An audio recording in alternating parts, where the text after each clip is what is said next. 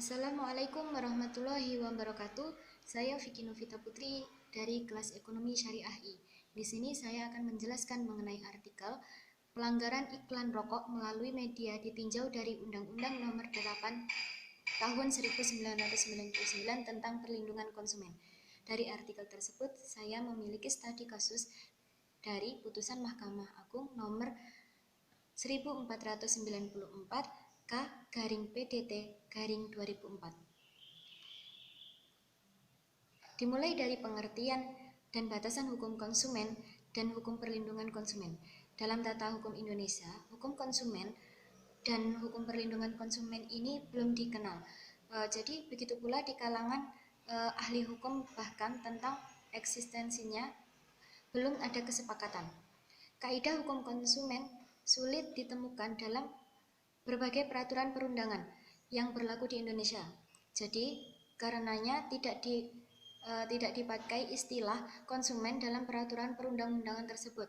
Pada peraturan perundang-undangan tersebut menggunakan istilah lain selain konsumen meskipun nama yang sama. Keadaan sedikit berubah setelah hadirnya Undang-Undang Nomor 8 Tahun 1999 tentang Perlindungan Konsumen. Hal ini dikarenakan UU-PK mengatur mengenai hukum konsumen dan perlindungan konsumen. Sebelum hadirnya UU-PK, Profesor Mokhtar Kusumaja memberikan batasan hukum konsumen. Menurut beliau, pengertian hukum konsumen yaitu keseluruhan kaidah-kaidah dan asas-asas mengatur hubungan dan masalah antara berbagai pihak berkaitan dengan barang atau jasa konsumen satu sama lain dalam pergaulan hidup. Dari pengertian tersebut disimpulkan bahwa segala kegiatan yang diatur dalam undang-undang dalam rangka pemenuhan kebutuhan hidup manusia sehari-hari disebut hukum konsumen. Dengan demikian, hukum konsumen terdiri dari beberapa peraturan perundang-undangan yang bersentuhan dengan kebutuhan konsumen. Selain pendapat Profesor Mokhtar Kusumaja di atas, Azad Nasution membedakan antara pengertian hukum konsumen dan hukum perlindungan konsumen. Menurut beliau, hukum konsumen adalah keseluruhan asas-asas dan kaidah-kaidah yang mengatur hubungan dan masalah penyediaan dan penggunaan produk, barang atau jasa antara penyedia dan penggunaannya dalam kehidupan bermasyarakat. Sedangkan hukum perlindungan konsumen adalah keseluruhan asas-asas dan kaidah-kaidah yang mengatur dan melindungi konsumen dalam hubungan dan masalah penyediaan dan penggunaannya dalam kehidupan bermasyarakat.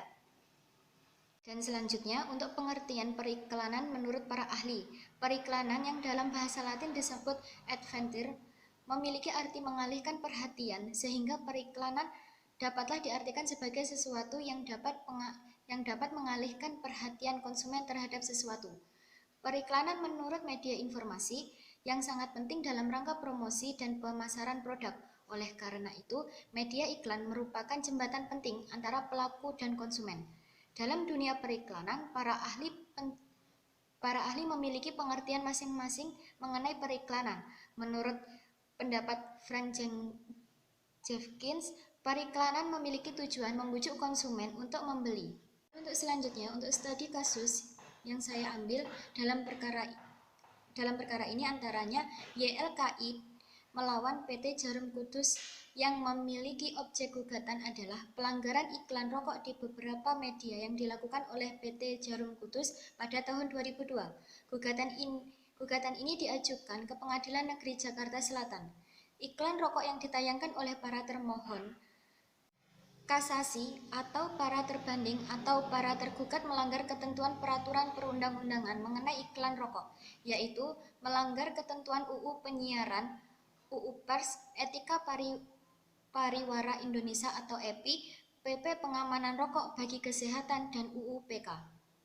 Pelanggaran yang telah dilakukan oleh para termohon kasasi atau para terbanding atau para tergugat yaitu menayangkan iklan rokok yang menampilkan bungkus rokok dan isi rokok serta menayangkan iklan rokok di luar ketentuan jam tayang dan diberlakukan yaitu pada siang hari dan sebelum jam 21.30 malam waktu setempat. Menurut analisis penulis, dalam hal dalil gugatan, para penggugat mengenai penayangan iklan rokok yang menampilkan wujud rokok, bungkus rokok, dan isi rokok, penulis tidak sependapat dengan hakim yang menyatakan kurangnya bukti yang diajukan oleh para penggugat, yang pada dalilnya, para penggugat tidak mencantumkan waktu tayang pelanggaran iklan rokok yang menampilkan wujud rokok, bungkus rokok, dan isi rokok secara jelas. Hal inilah yang dikatakan hakim akan mempersulit pembuktian kesalahan pada para tergugat. Menurut penulis, para penggugat sudah memberikan 3 bukti yang cukup, yaitu bukti PC7, bukti PC8, dan bukti PC11. Bukti PC7 adalah iklan rokok tergugat 1, yaitu Jarum.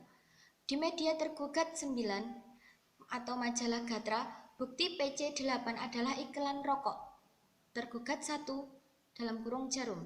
Di media tergugat 9 dan bukti PC11 adalah iklan rokok tergugat 1.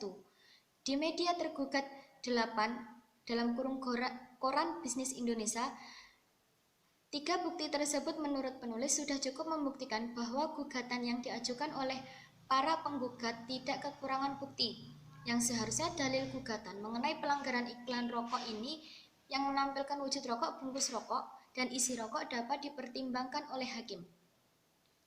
Sedangkan dalam hal dalil para penggugat mengenai jam penayangan iklan rokok yang tidak sesuai dalam ketentuan dan penjelasan pasal 17 ayat 2 PP nomor 81 tahun 99 tentang pengamanan rokok bagi kesehatan yang kini telah diubah menjadi pasal 16 ayat 3 PP nomor 19 tahun 2003. Penulis sependapat dengan pertimbangan hakim dikarenakan para penggugat tidak dapat membuktikan adanya pelanggaran jam tayang iklan.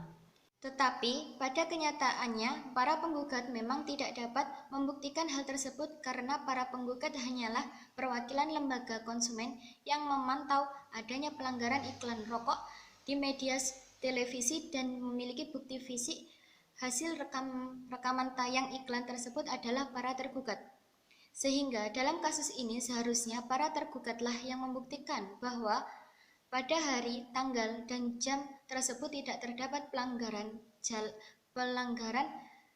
rokok di media televisi. Hal ini seperti yang diatur pada pasal 28 UU PK yang mengatakan bahwa pembuktian terhadap ada tindaknya unsur kesalahan dalam gugatan ganti rugi sebagaimana dimaksud dalam pasal 19, pasal 22, dan pasal 33 merupakan beban dan tanggung jawab pelaku usaha. Mungkin cukup sekian presentasi dari saya. Apabila ada salahnya, saya mohon maaf yang sebesar-besarnya. Billahi taufik wal hidayah, waridho wal inayah. Wassalamualaikum warahmatullahi wabarakatuh.